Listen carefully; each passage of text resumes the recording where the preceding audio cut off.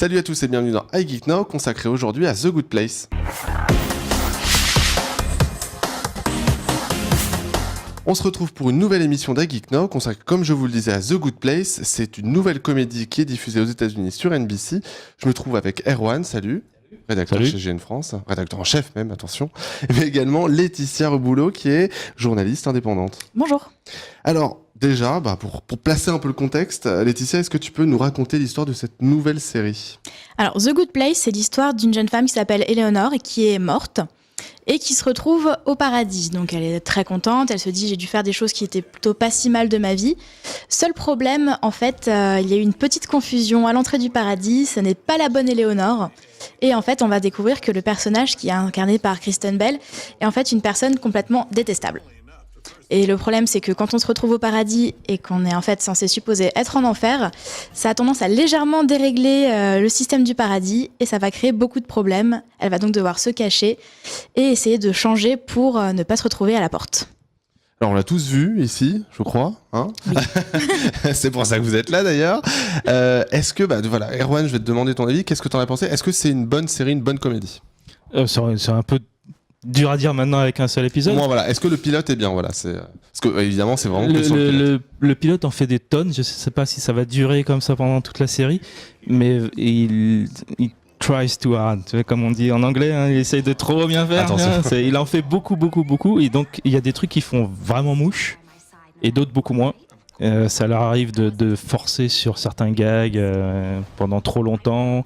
Le rythme part dans tous les sens et du coup on est un peu déstabilisé, quoi, parce qu'en plus il y a toute l'ambiance fantastique, toute l'ambiance absurde qui vient par-dessus je sais pas combien de gags. Il y a vraiment du bon quelque part dedans, il y a vraiment des trucs super bien, mais alors c'est difficile de distinguer les trucs et surtout de se projeter sur la suite de la saison.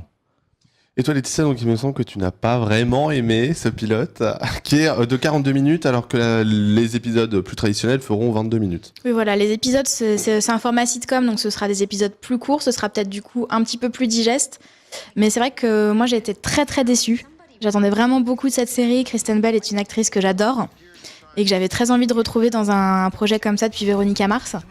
Et en fait, j'ai trouvé vraiment ça part dans tous les sens. La moitié des gags tombent à côté de la plaque. Les personnages secondaires sont pas forcément très intéressants. Ils sont très exagérés. Très honnêtement, j'ai été très très déçue. Je me suis même ennuyée. Tu vois, je me nettoie la petite larme parce que bon, moi je l'ai vu et j'ai beaucoup aimé, j'ai même vraiment adoré. Déjà j'en attendais beaucoup avec le trailer. C'est vrai que franchement le pilote j'ai pas du tout été déçu par le pilote.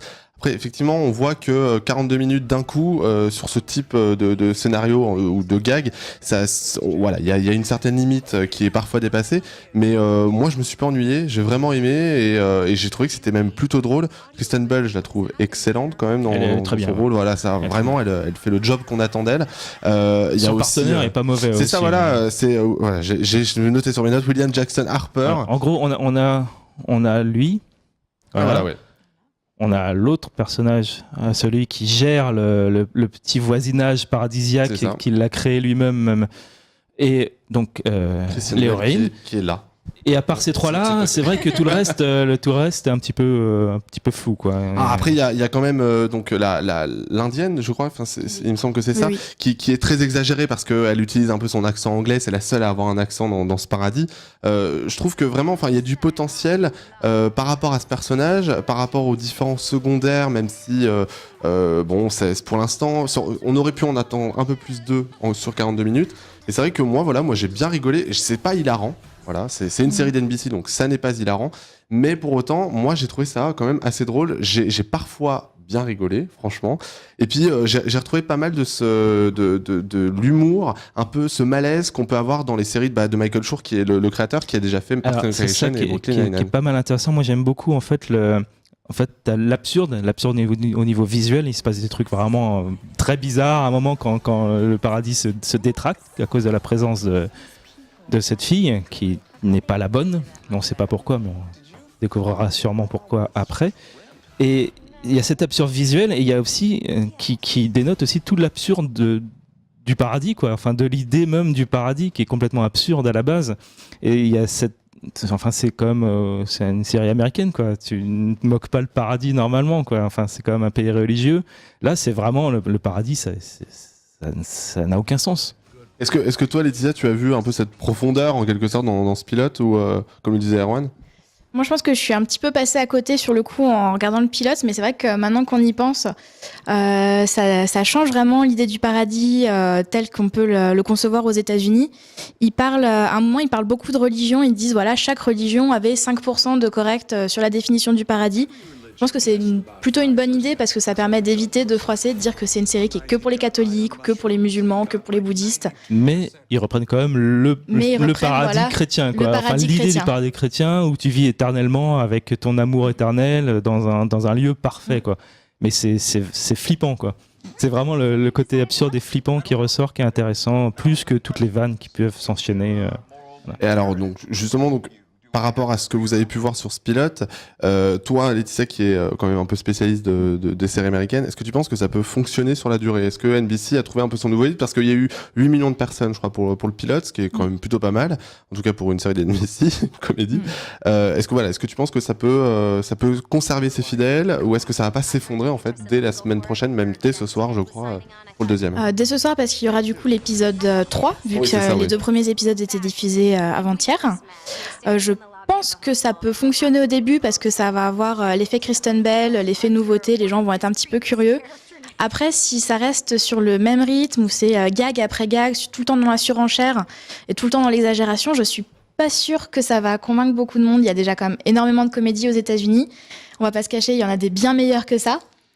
Et du coup, pour moi, je suis pas sûre que ça ait vraiment le potentiel de tenir au-delà d'une première saison. Même si j'espère le contraire, rien que pour Kristen Bell.